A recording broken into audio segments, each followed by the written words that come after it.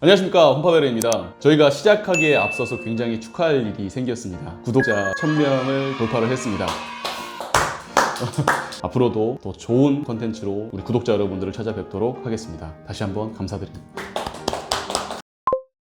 이번에 준비한 컨텐츠는 저희 창호 관련된 컨텐츠예요. 예를 들어서 고객님이 32평형대 구축 아파트에서 집을 보시고 인테리어가 너무 오래되어서 견적을 한번 내봐야 되겠다 해서 전화를 하겠죠. 인테리어 업체들한테 전화를 하거나 동네에서 찾아가서 견적을 받을 때 32평형인데 인테리어 하면은 뭐 얼마 나오나 이렇게 보통 질문을 많이 하시죠. 잘 모르는 상황에서. 그러면은 먼저 업체들에서 이렇게 얘기를 해요. 창호 포함해서 이렇게 물어보잖아요. 이게 왜냐면 창호가 이 견적 내에서 차지하는 포지션이 굉장히 크기 때문에 창호가 포함된 예산과 창호가 포함되지 않는 예산이 차이가 커요. 그래서 큰 포지션의 창호를 오늘 좀 낱낱이 좀 파헤쳐 보도록 하겠습니다. 아니 근데 왜 이렇게 비싼 거예요, 비싸고? 지금부터 시작하겠습니다. 이 샤시라고 하면 근데 우리가 이거는 하나 알고 가야 될 것 같아요. 샤시라는 표현은 LG에서 예전에 만든 브랜드 이름이 하이샤시라는 거여서 정확한 명칭은 이제 샤시가 아니라 창호라고 해요. 저희는 여기서 표현을 할 때 창호라는 표현을 쓰겠습니다. 너무 꼰대 같았죠? 근데 약간 이거 진짜 꼰대 같은 느낌 아니야? 창호하면 근데 사실 열의 9은 LX 창호를 다 거시더라고요. 예, 근데 네, 제가 알기로 네. 금액도 비싸고 그런데도 왜 그런 걸까요?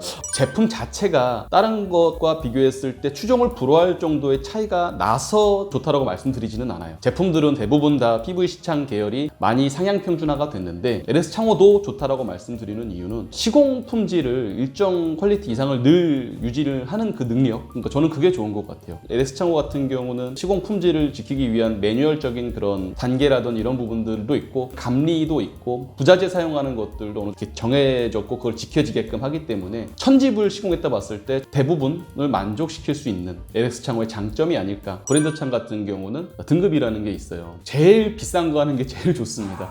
근데 예산이라는 게 LX 창호 그냥 기준으로 말씀을 드려볼게요. LX 창호도 슈퍼세이브가 3, 5, 7 이런 등급이 있습니다. 근데 저는 그 중에서 추천을 드리자면은 예산에 따라서 추천을 좀 달리 갈 것 같아요. 그러니까 15%씩 올라간다라고 하더라고요. 3 시리즈에서 5 시리즈 올라가고 5 시리즈에서 7 시리즈 올라가는데 3 시리즈에서 5 시리즈 올라가면은 1200만 원이라고 했었을 때 180만 원 가량을 더 주셔야 되는 거예요. 근데 그 예산에서 180만 원을 거기다가 투자를 할 것이냐? 저는 안 할 것 같습니다. 오히려 뭐 로이 유리로 업그레이드 한다라는 부분에서는 저는 투자를 권해드리지만은 그 비용이면은 세라믹 상판으로 업그레이드가 갈 수가 있는 거고 도어 소재를 좀 더 좋은 걸 갈 수도 있는 거고 먼저 투자를 그렇게 많이 드릴 부분은 아니라고 생각을 합니다.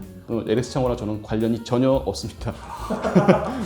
근데 LX 창호도 괜찮고 브랜드 창호들은 다 괜찮아요. 다만 시공적인 부분에서는 LX 창호가 그래도 괜찮다라고 생각을 합니다. 창호가 제일 비싸다고도 하셨고 그렇죠. 네. 만약에 예산이 그렇게까지는 하고 싶지 않고 네네네. 근데 창호는 바꿔야 돼요. 바꿔야 돼. 근데 LX는 좀 비싸고 비싸. 이러면 네네. 다른 창호를 할 수 있잖아요. 그런 거 선택할 때 좀 어떻게 할까요? 창호의 견적을 여기저기 비교를 다니시면서 제가 좀 기준으로 말씀드리고 싶은 거는 있어요. 폼을 뭐 많이 넣어야 된다, 뭐 고임재를 뭐 곳곳에 뭐 30cm 단위로 20cm 단위 이런 부분들은 인터넷에서 많이 나오니까 그런 부분들은 유튜브에서 많이 보셨을 거라고 생각을 해요. 근데 많이 안 나온 내용 기준으로 좀 말씀을 드리면은 이제 뭐 철 보강재가 저는 있어야 된다라고 생각을 해요. 철 보강재가 뭐냐면은 창틀 창짝 안쪽에 있는 철제로 된 보강재예요. 얘가 안 보이기도 하고 비용적으로 아낄 수 있는 부분이기도 해서 저렴하게 견적을 내주는 많은 업체들에서 이런 부분들을 많이 제외를 시킵니다. 그렇다면은 이 창이 이제 힘을 못 받는 거죠. 그러니까 뼈가 없는 거죠. 작은 창에서는 그렇게 중요하진 않는데 창 사이즈가 3000이 넘어가고 4000이 넘어가면은 창 보강재가 있는 창과 없는 창의 구조적인 견고함이 많이 다릅니다. 그래서 기준을 잡으실 때 철 보강재가 있는 창으로 알아보셔야 돼요. 전화하셔가지고 내부에 들어가는 철 보강재가 있어요? 물어보시고 철 보강재를 넣어도 쪼가리로 놓는 업체들도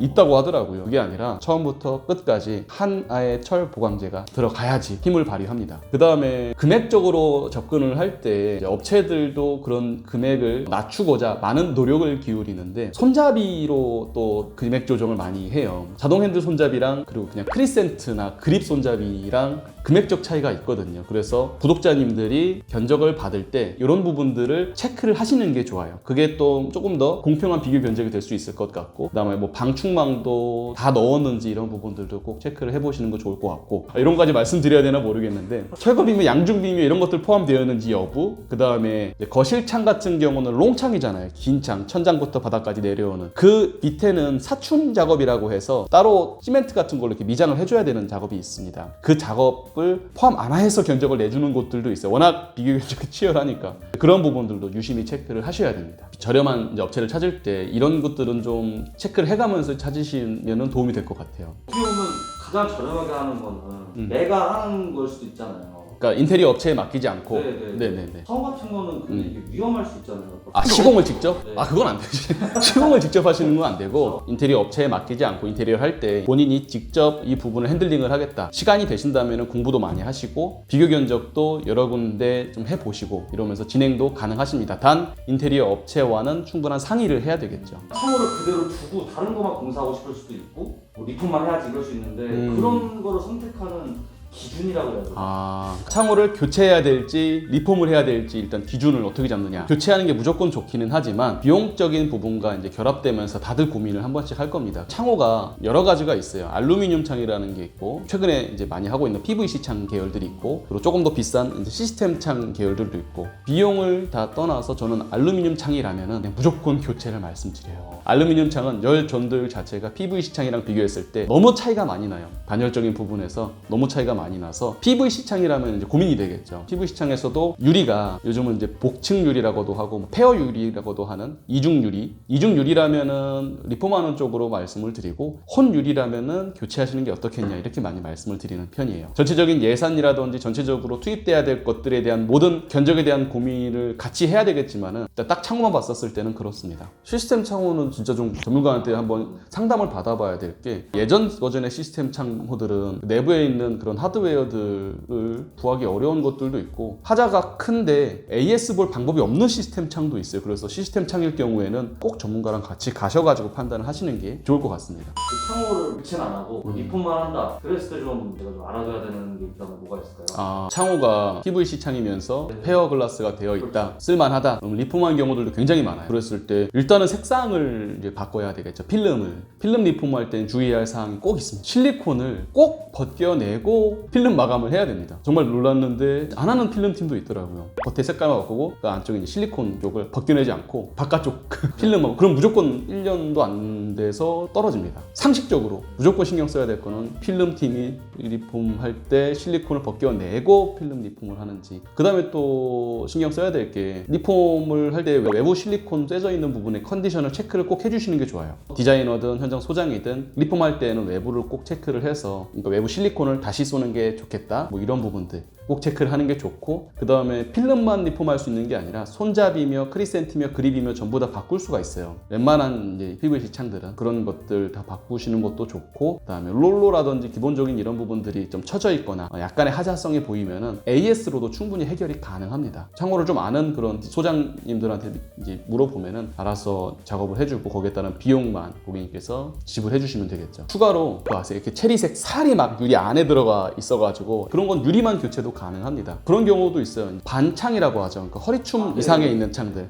그런 창들은 손잡이라든지 이런 부분이 없는 경우도 있습니다. 그러면은 문 열고 잠글 때 불편하실 수 있으니까 추가적으로 잠금쇠라든지 손잡이를 달 수도 있어요. 창호 이제 선택하고 할 때 그 유리 두께에 따라서 이게 더 단열이 잘 되고 더 비싼 그런 말도 있는데 이거에 대해서 좀 설명을 좀 해주시죠.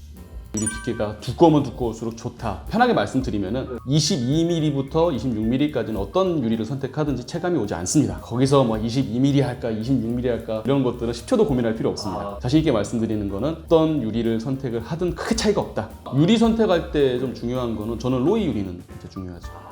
로이 유리 선택하는 거는 비용을 좀 들이서더라도 저는 추천을 많이 드리고 있어요. 네, 비용이 좀 아깝더라도 그건 좀 중요합니다.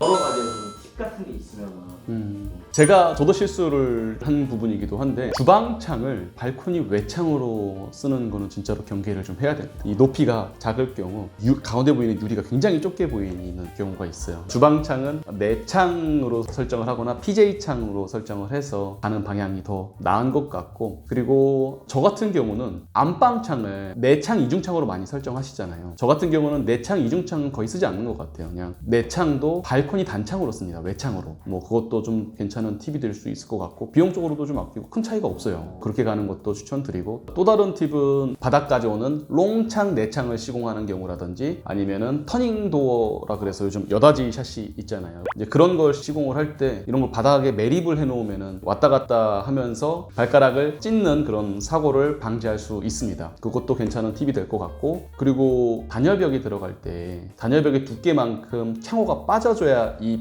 프레임의 간격이 일정하겠죠. 그래서 그런 부분들이 있을 때 통바라는 거를 넣어주는 거 까먹지 않고, 크게 중요한 건 아닌데 그런 통바를 넣어서 프레임의 틀을 일정하게 만드는 것도 좀 중요한 팁이 될 것 같고, 추가적인 팁 하나 더 드리면은, 우리가 반창이 있잖아요. 반창 롱창이 있고 반창이 있는데, 그 반창을 발주를 넣을 때 손잡이 위치를 한 10cm 정도만 내려주는 것도 괜찮은 팁이 될 것 같아요. 너무 많이 내리면은 창이 열릴 때 이렇게 덜컥덜컥 걸립니다. 그래서 조금만 내려서 손잡이를 시공하는 것도 괜찮은 팁이 될 것 같습니다.